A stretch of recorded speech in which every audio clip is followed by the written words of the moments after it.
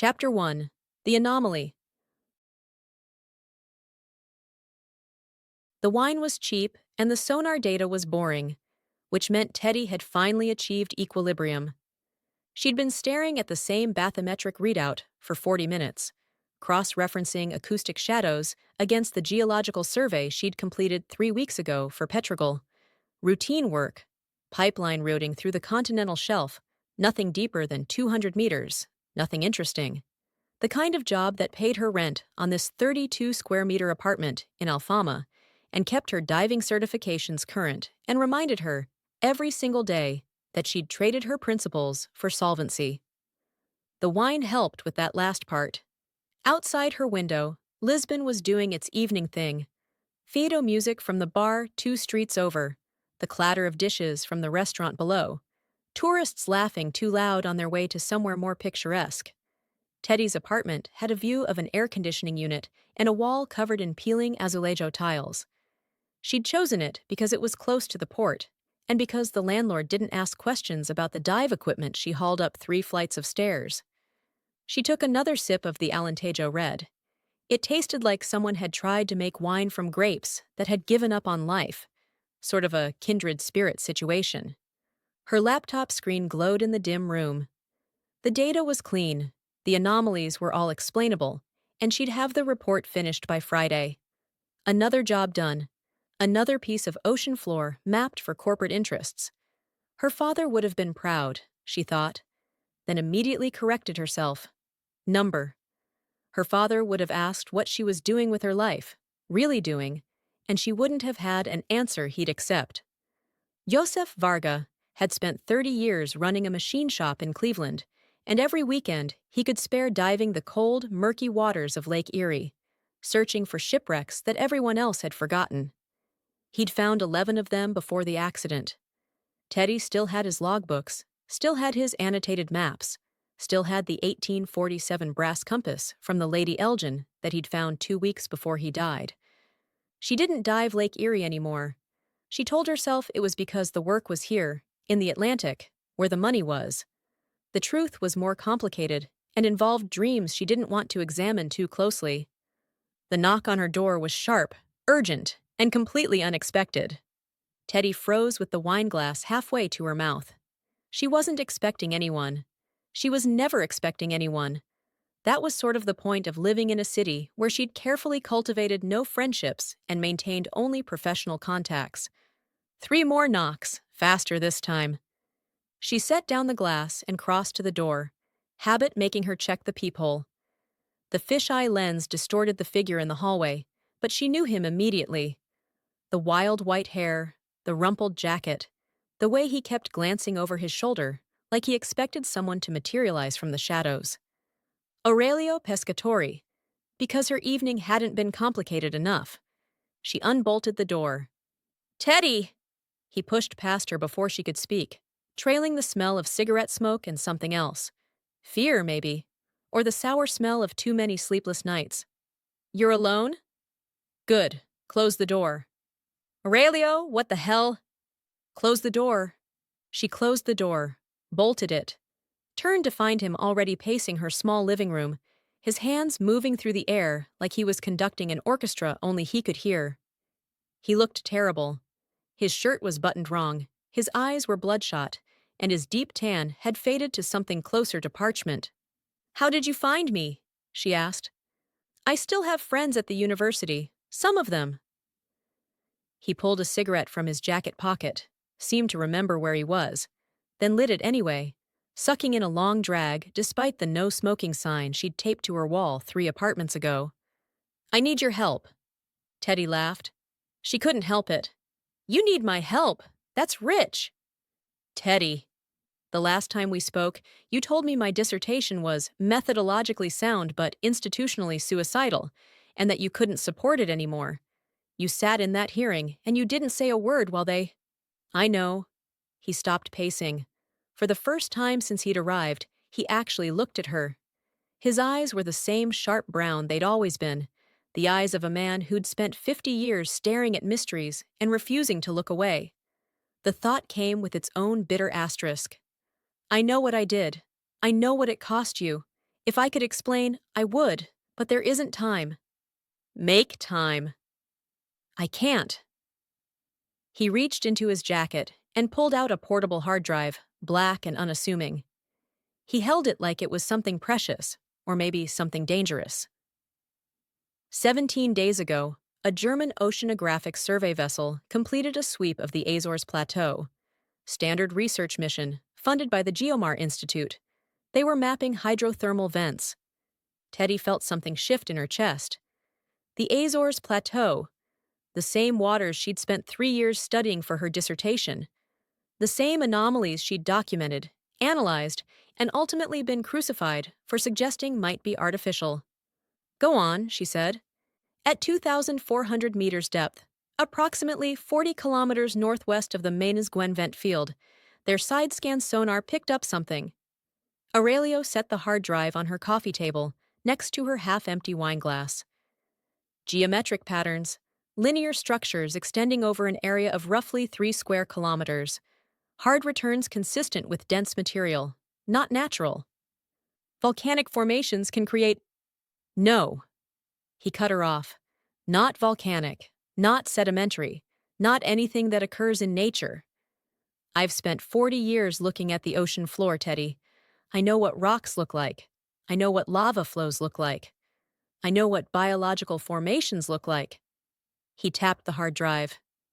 This doesn't look like any of those things. Teddi stared at the drive. It sat there on her table, innocuous, impossible. Why are you bringing this to me? Because you're the only person I know who won't assume I've gone senile. Because you did the work. You saw the preliminary anomalies in your own research, and they punished you for it. He ran a hand through his wild hair. And because I need someone to look at this who isn't already dead in their thinking. She should have asked him to leave, handed back the drive, and told him to find someone else. Someone who hadn't spent the last 5 years rebuilding a career from the wreckage he'd helped create. She should have remembered that Aurelio Pescatori had sat silently in that review committee while her academic future was dismantled piece by piece. But she'd seen those anomalies herself. In her own data, in the sonar returns she'd collected during her doctoral research. Straight lines where there shouldn't be straight lines. Right angles where nature preferred curves. Patterns that looked almost like streets, almost like foundations, almost like something that had been built by hands rather than shaped by geology.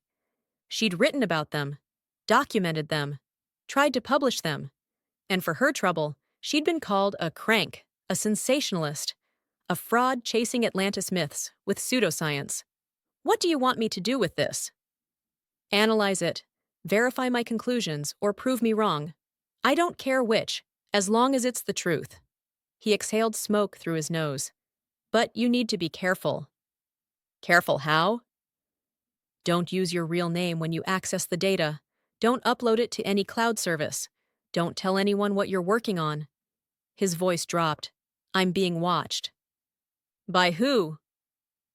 I don't know all of them, but I know what happened to Marta Sousa. He paused, and something in his face changed, hardened. She was a technician on the German survey, noticed something in the raw data before anyone else did, made the mistake of sending an email about it to a colleague at Woods Hole. 3 days later, car accident outside Bremen. Single vehicle, no witnesses. She was 29 years old. The name meant nothing to Teddi, but the way Aurelio said it meant everything. This wasn't abstract paranoia. This was a dead woman. He moved toward the door, and Teddi realized with a start that he was leaving. He'd been in her apartment for less than 5 minutes, had upended her evening with impossible claims and dangerous knowledge, and now he was just going to walk out. Aurelio, wait. You can't just drop this on me and disappear. I can and I will. It's safer for both of us if we're not seen together. He paused with his hand on the deadbolt. Your dissertation wasn't wrong, Teddi. I knew it then. I couldn't support you because supporting you would have meant admitting things that the institution wasn't ready to hear. Things that certain people wanted kept quiet. What people? I don't know all of them. I know some. I know enough to know that what's on that drive could get us both killed if we're not careful. He unbolted the door. opened it a crack, and peered into the hallway. "I'll contact you when I can. Through channels I'll establish." "What channels? We haven't spoken in 5 years."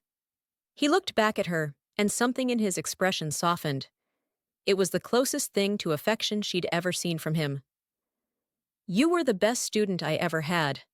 The only one who asked the right questions instead of the safe ones." He stepped into the hallway. "Ask the right questions now. You're the only one I can turn to." Then he was gone, his footsteps receding down the stairs with more speed than a 74-year-old man should have been capable of. Teddi stood in the doorway for a long moment, staring at the empty hallway. The fado music from the bar seemed louder now, or maybe the silence in her apartment was just more noticeable. She closed the door, bolted it, walked back to the coffee table, and looked at the hard drive sitting next to her wine. She could have gone after him, demanded more answers, more context, more proof that this wasn't just the paranoid delusion of a brilliant man who'd finally cracked under the weight of his own obsessions. Instead, she sat down, opened her laptop, and plugged in the drive. The directory structure was simple. Dates, coordinates, file types she recognized from her own years of sonar work. MBES data, side scan imagery, acoustic profiles, all of it properly formatted, properly documented, properly organized. Whatever else had gone wrong with Aurelio, his scientific rigor remained intact. She opened the first image file. The side scan sonar return showed a section of ocean floor at 2,387 meters depth. The resolution was good, better than what she'd had access to during her doctoral work. The Germans had invested in decent equipment, and there, cutting across the sediment in lines too straight to be natural, too regular to be explained by any geological process she knew, were structures. Her breath stopped. Actually stopped, mid-exhale, her lungs forgetting their job. She leaned closer to the screen until her nose was almost touching it, as if proximity could somehow make the image reveal itself as a glitch, an artifact, anything other than what it appeared to be. Not suggestions of structures, not patterns that might be structures if you squinted and wanted to believe. Structures. Walls, maybe, or foundations. Something that had once been something, now buried under millennia of silt and forgetting. Teddi felt her heart rate accelerate. Her hands were shaking slightly as she navigated to the next file. More of the same. More impossible lines. More undeniable geometry. More evidence that she hadn't been wrong, hadn't been a fraud, hadn't been chasing myths. She worked through the files for the next 3 hours, cross-referencing coordinates, mapping the extent of the anomaly, verifying that she wasn't hallucinating or misinterpreting the data. By the time she finished, her wine had gone warm, and the fado music had stopped, and Lisbon had settled into the quiet hours before dawn. The structures covered an area larger than Aurelio had said, not 3 square kilometers, closer to 7, and the patterns weren't random. They followed what looked like a grid, radiating out from a central point where the acoustic returns were densest. A city center, her mind whispered, a plaza or a temple, or something that had mattered enough to build the rest around. The depth nagged at her, 2,387 meters. She pulled up her mental catalog of sea level data, the numbers she'd memorized during her doctoral work. The last time this part of the Atlantic had been above water. She ran the calculations twice, not trusting the first result. The Younger Dryas, the Great Melt, more than 12,000 years ago, before the ice sheets collapsed, and the oceans rose and everything that had been coastal became deep water memory. 12,000 years, minimum, possibly older. It was impossible. It was also, as far as she could tell, real. She saved the files to a separate encrypted drive, then disconnected from the internet. Paranoia, maybe, but Aurelio's warning echoed in her head, mixing with the questions that had kept her awake for 5 years. Who had wanted her research buried? Why had the academic establishment been so eager to discredit work that should have at least merited further investigation? And now this. German researchers, stumbling onto the same anomalies she'd found in her own data. Aurelio, appearing at her door like a ghost, carrying evidence that could vindicate everything she'd lost. She thought about calling someone, her mother maybe, though what she'd say she couldn't imagine. "Hi, Mom. Remember when I told you my career got destroyed because I found something weird at the bottom of the ocean? Turns out I might not have been crazy after all." She didn't make the call. Instead, she poured herself another glass of cheap wine and stared at the frozen image on her laptop screen. The lines that shouldn't exist, the geometry that nature didn't make, the ruins of something impossibly old, waiting in the dark water where everyone had refused to see. She'd spent 5 years accepting that her work had been wrong, that she'd overreached and been professionally demolished for it. 5 years learning to live with the shame of professional failure and the quiet, persistent voice that wondered if maybe, just maybe, she'd actually been onto something. Now she had proof sitting on her coffee table, brought by a man she'd once trusted and then learned to resent, and she had no idea what to do with it. But she knew one thing. She was going to look at those files again. And again. And she was going to find out what was down there, even if it meant burning whatever remained of her reputation and her carefully constructed Lisbon isolation. Because her father had taught her that the ocean kept its secrets, but only from people who didn't want them badly enough. And Teddi Varga, for the first time in 5 years, wanted something badly enough to stop being careful. She raised her glass to the screen, to the impossible lines in the sediment, to whatever had built them so long ago that even memory had forgotten. "Okay," she said to the empty room. "Let's see what you are." Outside, Lisbon slept. And somewhere in the Atlantic, at a depth where sunlight had never reached, the oldest country in the world waited to be found. This is the oldest country. I'm releasing it as serialized audio. If you want to continue, follow, or subscribe.